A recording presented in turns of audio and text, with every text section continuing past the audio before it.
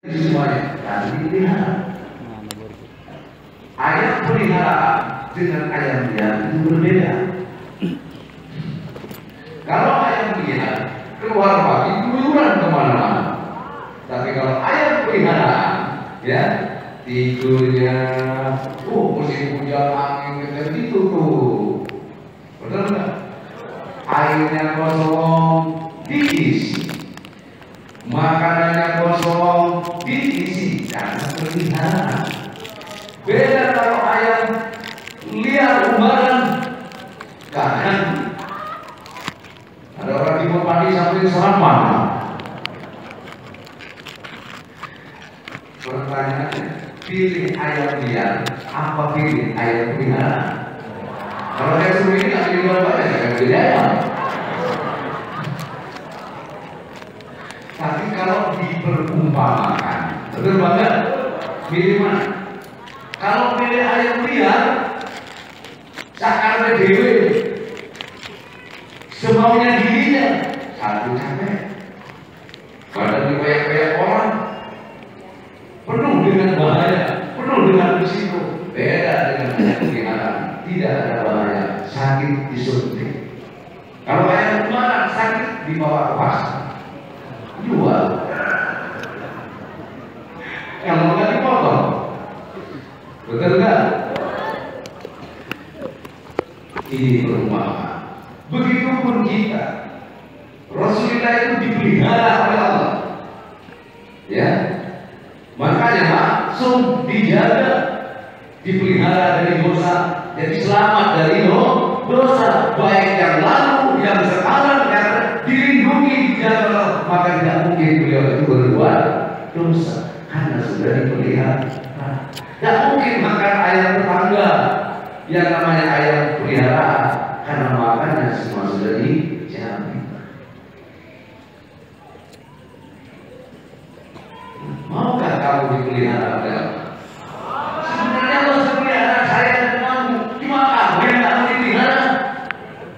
Dikurung jebol lagi, dikurung jebol lagi. Paham maksudnya? Kita sudah dipelihara oleh Allah, rezeki kita sudah dipelihara oleh Allah, tidur kita dipelihara oleh Allah, langkah kita dipelihara oleh Allah. Cuma kita tidak pernah merasa kalau kita ini dipelihara. Justru kita selalu merasa kalau nggak kerja saya nggak makan. Kalau bukan saya siapa? Inilah kita. Betul. Merasa dirinya bisa mewujudkan sesuatu, merasa diri yang bisa melakukan segala sesuatu. Itu yang sangat dipelihara, apalagi jadi ayam peliharaan. Pilih mana? Yang namanya hamba adalah seorang abdi. Abdi dipelihara. Makanya saya ajak jamaah manakib, ya, dia tidak dipelihara sama suami, yang penting dipelihara oleh Allah.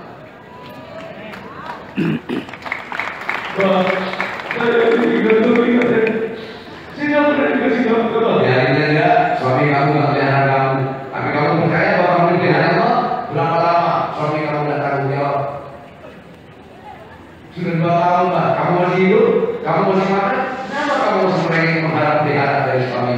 Kamu tanpa dipelihara suami bisa hidup dan makan sampai saat ini, apalagi yang kamu dulu dalam ini. Betul? Apalagi yang kamu dulu dalam ini? Tidakkah kamu sadar? Setuju? Setuju? Pelihara. Kita bisa dipelihara, jadi kalau tak takut. Kalau bisa dikasih makan, utang makan aja sudah utang. Urusannya pelihara. Dikasih jagung makan jagung, kasih pur makan pur. Nah, jadi kalau ini deh. Jadi ibarat makanan, ya. Permasalahan hidup di makanan, ibarat ya dihidangin sulit, hajar aja, nikmati saja. Jangan dikasih sulit dijeger-jeger. Paham tak maksudnya? Dikasih sulit dijeger-jeger, dia berontak, melepas dari kata, mulai kemana-mana. nikmatinya. Akhirnya yang punya ayam bilang, kalau ayam saya senang dia, nggak boleh dimakan. Apapun yang dikasih dimakan, dikasih wortel dimakan, dikasih kol dimakan, sisa nasi dimakan, makanan gemuk badannya. Kayak jamaah lagi, dikasih sulit tersenyum, dikasih utang masih bisa ketawa, makanya gemuk-gemuk. Iya mana? Dikasih utang, tiap hari dikasih utang masih bisa ketawa. Sampai yang utangi yang bingung. Ini kamu kasih utang nggak ada bayar sama saya, badannya sama kamu, dua yang utangi sama kurus begini. Apaan aja sudah. Betul? Dan kalau belum ada mau lagi, betul nggak? Tunggulah saatnya. Saat kapan itu Allah yang menentukan. Ayo kalau percaya. Ketika sampai punya uang, ketika tidak digerakkan oleh Allah untuk bayar, karena berat untuk bayar. Betul kan? Tapi ketika digerakkan, maaf, ya kan? Gimana caranya bisa untuk bayar? Kalau sudah digerakkan. Hidup ini tidak sulit, saudara. Ngomongnya kok, iya, ya Allah. Siapa bilang? Hah? Hidup ini tidak sulit, justru kita yang mempersulit hidup itu sendiri.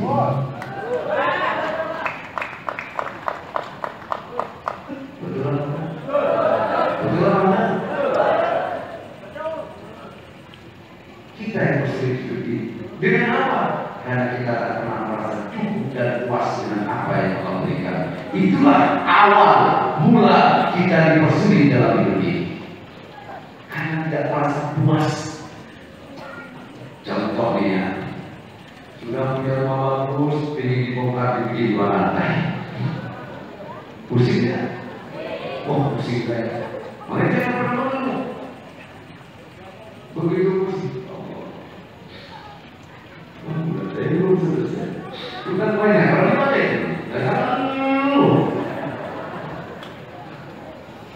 Saya kasih jagung, dia kasih pun. Makan dulu tuh jagung, banyak pun nanti pun. Setuju nggak ya mana? Benar nggak? Sama kayak jamaah ini. Ini sebenarnya Allah didik saya dan kalian. Ketika musim hujan turun, tempatnya kamu duduk di basah, ya kamu buat aja di basah-basah. Dimakan, dimakan. Tapi kalau kamu pilih tempat ujung-ujungnya kamu udah bagian. Dudukin aja sudah. Bilang sama airnya, hei, aku yang keserang kamu, apa kamu yang keserang roh saya? Betul nggak? Ya? Akhirnya yang kering rohnya apa? Airnya yang kering. Ya sudah menang kan? Hebat mana? Roh kamu yang kesedot air, apa air yang kesedot roh kamu? Rohnya tidak cukup, celana dalamnya. Celana dalamnya tidak cukup, dalamnya yang minum.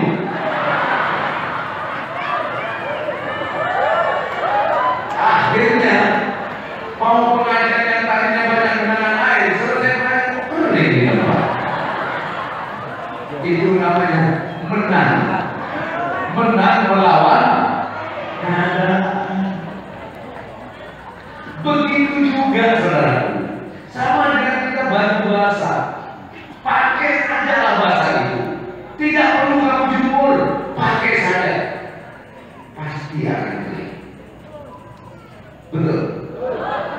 Kamu pakai baju hujan-hujan, kehujanan, pakai saja. Tidak usah kamu jemur. Tidur kamu pakai. Gak kali jadi saya dibuktikan bahwa badan saya juga bisa memberikan pakaian ini tanpa apa-apa. Sombong amat. Kita lihat aja, pakai kamu. Benar juga kering di bajunya. Makanya ada lagu baju kering di mana. Artinya apa? Apapun permasalahan hidup yang ada ini, dialah yang memberikan pakaian hidup itu kepada kita. Pakai. Kesulitan yang dipakaikan baiklah. Kalau bingung dengan pakaian sulit, nanti akan kering sendiri yang namanya sulit. Hilang dengan sendirinya. akan selesai dengan sendirinya, cepat atau lambat, tergantung bahasanya. Kalau bahasa ini bisa cepat keringnya, tapi kalau punya seharian ya agak lama. Paham tak maksud apa?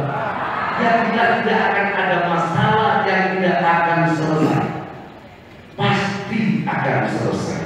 Cepat atau lambat, pasti akan selesai. Percaya itu.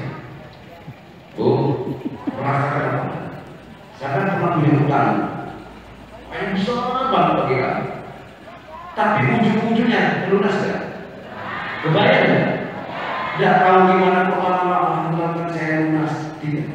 Nambah lagi. Karena kalau sudah selesai hutang, tidak bakalan bisa.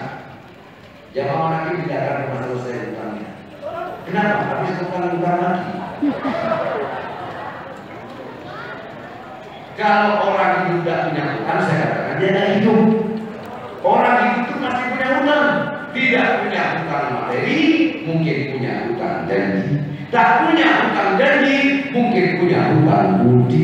Tak punya hutang budi, mungkin punya hutang iwan. Gak iwan, mungkin mati. Itulah hidup. Betul kan? Yang jelas, ayo nikmati hidup ini apa adanya. Terima apa yang Allah berikan demi kebahagiaan hidup kita sendiri. Kalau bukan kita yang merasakan bahagia, masa orang lain? Mungkinkah orang yang bisa merasakan kebahagiaan kita? Tidak mungkin, kecuali kita. Maka berbahagialah kamu dengan cara jalani hidup ini dengan rela hati, merasa cukup dan puas dengan yang kamu dapat. Nanti buahnya adalah ketenangan dan kebahagiaan.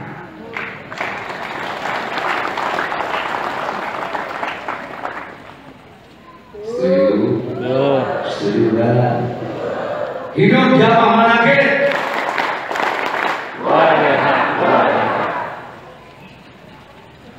Apa lagi yang mau dituntut kepada? Betul? Betul? Sudah dimas kata Quran. Jadi kalau Quran mengatakan A, yakinilah itu A akan terjadi. Quran mengatakan walanak walakum bisa'iin minal khauf, bisa'iin minal khauf wal ju' wa naqsin minal amwal wa anfus was samarat wa basyirish sabirin. Sungguh aku akan menguji kepadamu dengan sedikit rasa takut. Yang punya utang takut tak membayar utang. Sebenarnya yang takut bukan hanya kamu. Yang utang sama-sama takut, yang utangin sama-sama takut. Cuma saya heran, kenapa saya lupa bayar? Kamu tidak nyadar.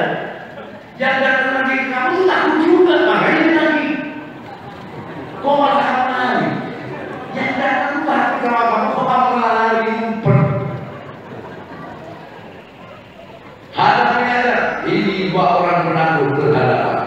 Yang satu takut nggak kebayar, yang satu takut nggak kuat bayar, yang satu takut nggak bayar. Gimana kabar? Sehat? Gimana? Sudah, jangan kesal-kesalan. Kita sama-sama penakut. Sadar nggak kamu? Takut apa? Karena takut, makanya datang saya takut nggak dibayar. Saya sebenarnya takut juga, takut nggak akan bayar.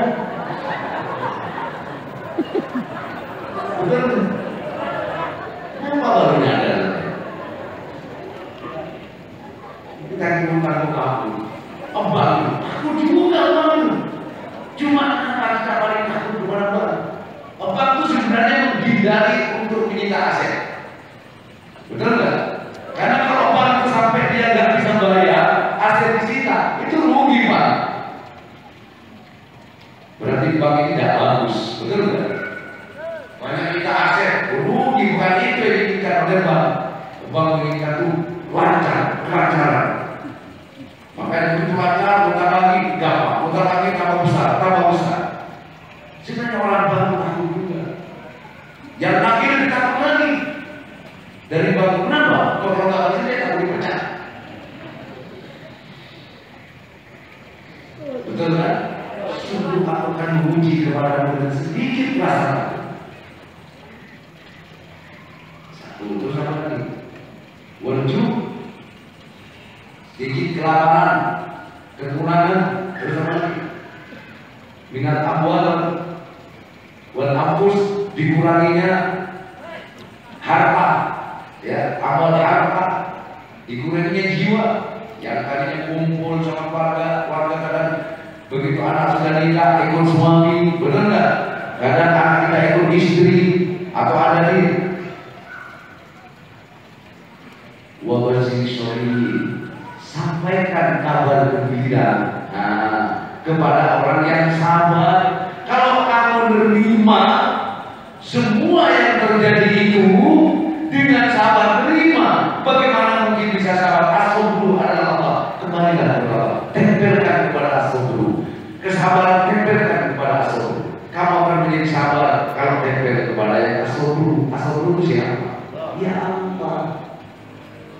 Kalau nggak tempel ke Allah, nggak apa-apa bisa sabar, percayalah. Betul nggak? Menerima. Sampaikan kabar gembira kepada orang yang sabar. Pertanyaannya lagi, siapakah orang yang sabar? Siapa? Maksudnya kita, kalau tidak ditempelkan ke Allah, kalau tidak dikembalikan ke Allah, kita hidup tidak akan pernah sabar, tidak akan pernah terima, tidak akan pernah rela dengan apa yang terjadi dalam hidup ini. Ketika kita dikasih kekurangan, kita tidak akan pernah terima. Betul? Ketika kita dikasih dengan kekurangan harta kita, berkurangnya harta penghasilan kita, kita tidak akan terima. Orang yang tidak menerima berarti dia orang yang tidak sabar. Maka orang yang tidak sabar tidak akan mendapat kabar gembira. Yang namanya kabar gembira tentunya sesuatu yang menyenangkan. Betul nggak? Kabar gembira sesuatu yang diharapkan terjadi, mendapat kabar, tahu nggak? Kamu nomor teleponnya berapa? 003. Keluarnya sekarang 003. Wah. Tapi jangan ditulis oke, gampang ya. Ini perumpamaan. Betul? Betul apa betul? Perumpamaan. Jadi begitu juga kita hidup. Orang yang punya masalah, orang dengan rasa takut utangnya nggak kebayar, takut utangnya nggak dibayar, betul nggak? Takutnya ini akan mendapat kabar gembira yang biasanya ada kekurangan, biasanya makannya bisa sehari 3 kali, karena lagi diuji oleh Allah, dikurangilah. Betul nggak? Rezekinya dikurangi, sebenarnya Allah tidak akan mengurangi rezeki. Hartanya dikurangi. Kamu menerima dengan itu, baru kamu akan mendapat berita gembira atas apa yang telah kamu jalankan itu, atas kesabaran kamu, atas menerimanya kamu terhadap keadaan itulah, baru kamu akan menerima kabar gembira dari Allah. Wabashir sabirin, sampaikan kabar gembira kepada orang-orang yang sabar. Siapakah orang yang sabar itu? Yaitu orang yang menerima. Kalau tidak menerima, tidak mungkin dia sabar, tidak mungkin dia rela. Apa keterangan ayat selanjutnya? Alladzina asabatuhum musibatun qalu, mereka yang apabila ditimpa dengan musibah, baik musibah ketakutan, musibah kelaparan, musibah dikuranginya harta dan lain-lainnya, dia mengatakan inna lillahi, idza asabatuhum musibatun qalu inna lillahi wa inna ilaihi raji'un. Nah, itu mengembalikan semua kepada Allah, baru kabar gembira yang akan datang. Maka salahkah apa? Bila Allah mengatakan senangmu, susahmu, kenapa kamu harus takut? Wong semua sudah diberikan oleh Allah, kembalikan kepada Allah. Sama dengan kita mendapatkan ujian sekolah. Betul?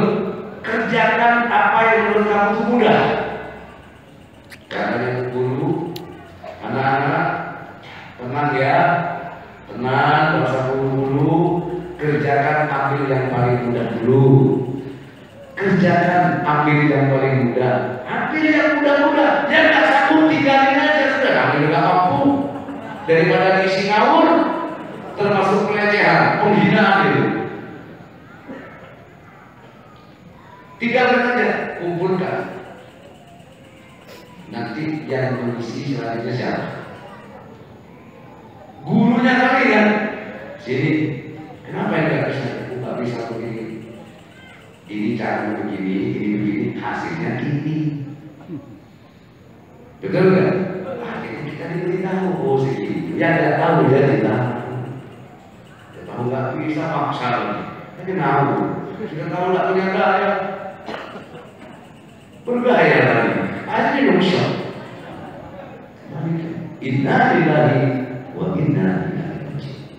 Bu, kalau suami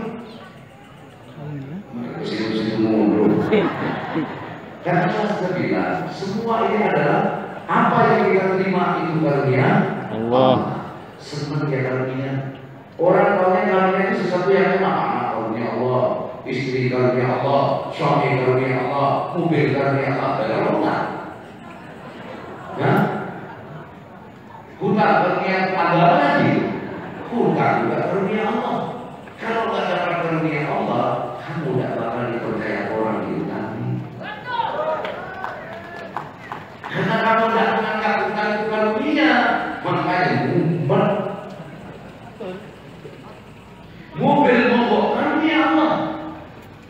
Apa buktinya? Dengan mobil mogok, dibawa ke bengkel. Katanya tukang bengkel, alhamdulillah ada rezeki. Karunia Allah. Hada min fadli.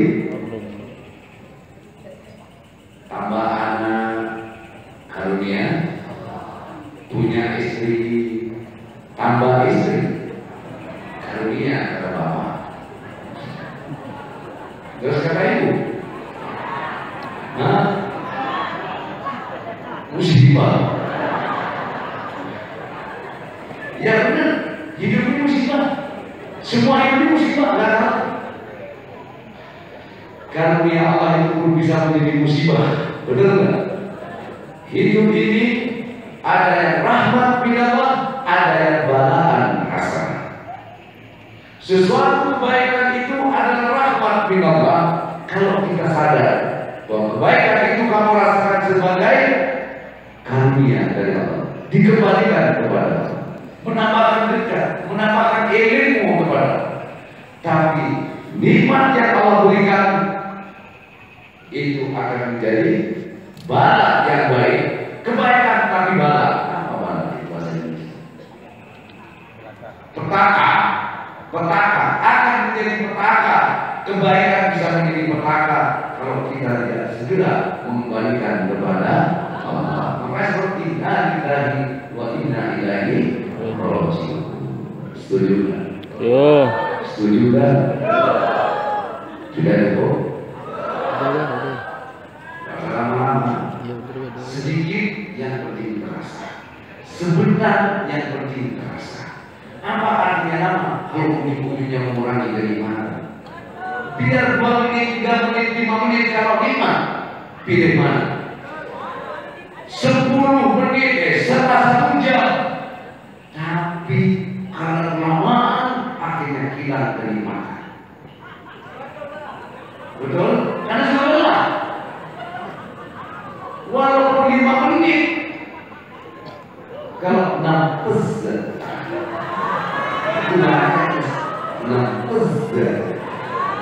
itu lebih nikmat daripada yang 1 jam. Artinya apa? Mendengarkan ceramah tidak perlu lama-lama, ya, sebentar. Menyampaikan doa panjang-panjang harus disesuaikan dengan ukuran. Kalau ukuran orang Arab boleh panjang. Kalau ukuran Indonesia orang Kerawang standar.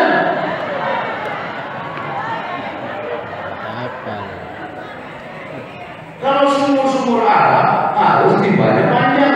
Kenapa? Karena di sana tuh kalau gali sumur harus dalam. Karena di sana tak ada pasir. Dan kalau di Kerawang 1 meter sudah keluar air. Jangan digali 10 meter. Jangan 1 meter sudah nampes itu yang namanya sumber. Ini sama lah yang biasa pidato-pidato ceramah-ceramah ini biasa. Jangan panjang-panjang, sedikit tapi terasa. Pulang masih melek, saya rasain. Tapi kalau sudah kecapean, dengerin kadang ngantuk, bayangin bu, sampai ngelain bapak sampai ngantuk, apa rasanya? Apa rasanya? Hah? Pernah nggak sampai melayani sampai ngantuk? Jujur-jujur aja nggak? Nggak dilayani kewajiban, dilayani ngantuk, akhirnya terpaksa melayani. Tapi sampai ngantuk. Pernah nggak? Siapa yang pernah coba itu? Tak kasih uang 100.000. Kalau si emak setengah tidur itu wajar. Tapi kalau bapak sambil tidur, ini jujur, apa pernah? Lah, begitu tidur aja. Itu dulu jangan dihitung, bukan jangan berawal.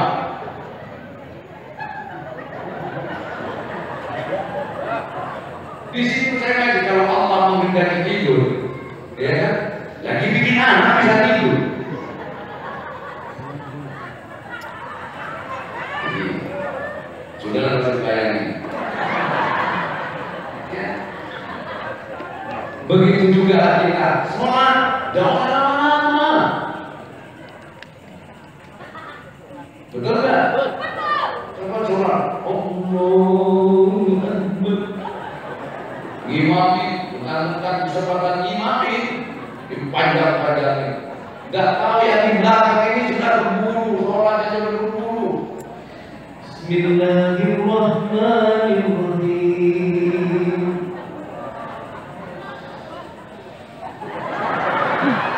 Alhamdulillahirabbil alamin. Ar-Rahmanirrahim.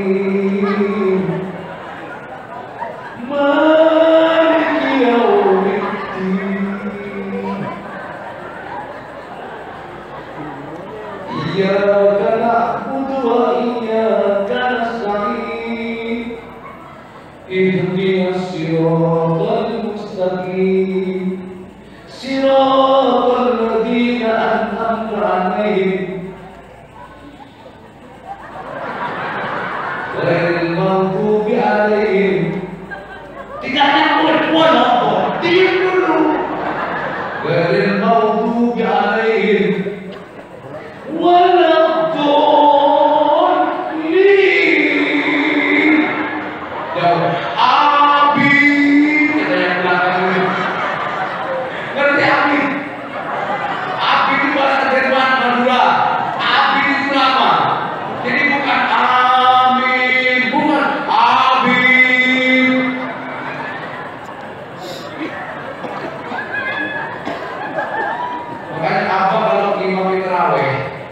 itu 15 menit selesai sesuatu di sana. Makanya dulu masih Cibito, apa sering imami terawih. Jadi tambah ke sini, yang ikut jamaah itu tambah banyak. Yang ikut sini tambah banyak. Begitu sudah 10 hari di sini, tambah banyak. Yang di musola sana tambah sedikit, pindah tambah. Enak sekali lagi. Nyantai lagi. Yang lain 30 sudah ada. Allahu Akbar, Allahu Akbar. Tempat apa? Jam 8 baru ada misa. Sehingga apa? Nyantai orang. Nyantai aja dulu. Makanya saya bilang, foto-foto saya juga pernah tahu. Ya gimana mau lihat tarawih? Orang berangkat tarawih saat ini masih kuyuran kuburan, di pinggir jalan, di pinggir apa? Sungai Baru. Yang sana sudah ada sudah. Amin. Santri masih rokok. Begitu saya pulang, santri rokok lagi. Kenapa? Terawih saya sudah selesai. Sana jam 9 baru selesai. Apa jam 8? Jam 8 apa azan? Sholat jam setengah 9 dah nyampe. Jam 10-20 menit sudah selesai. Begitu yang terawih di sebelah rumah, apa ya? Bukannya rokok lagi, nggak ada terawih.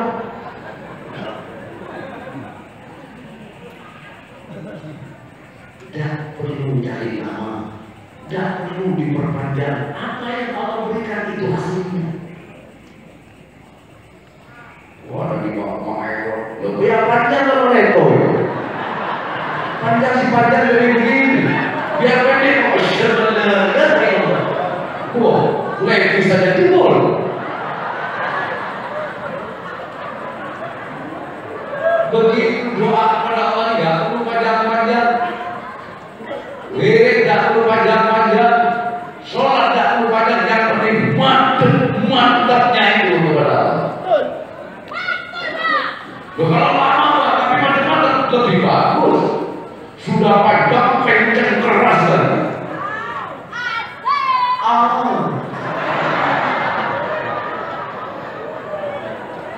Begitu kan? Aku bagus.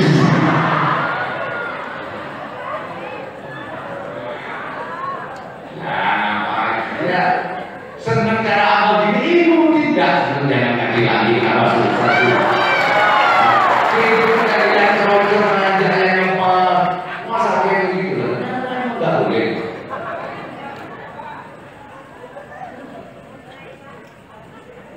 Betul nggak? Karena kalau dari nama bicara soal itu, sebenarnya coba ya, saudara-saudara, mari kita kembali ibadah. Kalau sudah kita nggak busuk, sudah kita nggak diterima, kenapa itu mana?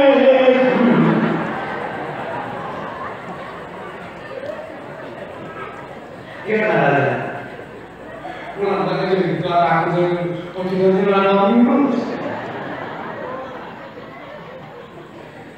Gerakan urusan tanah, urusan Allah itu ya. Yang penting hidup ini kamu nikmati hidup ini, betul enggak? Dan ibadah yang jalani, betul enggak? Apa yang Allah perintahkan kerjakan, apa yang Allah larang jauhi, ridho dan ridholah, luluh dan ridholah terhadap qada Allah. Selanjutnya serahkan semuanya kepada Allah. Betul?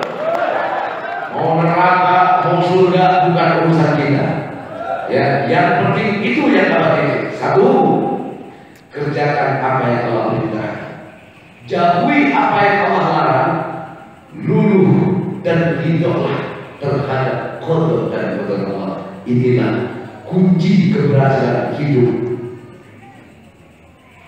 orang yang beriman. Inilah keberhasilan iman. Iman itu sukses kalau sudah bisa melakukan yang tiga hal. Jauhi apa yang dilarang, kerjakan apa yang diperintahkan.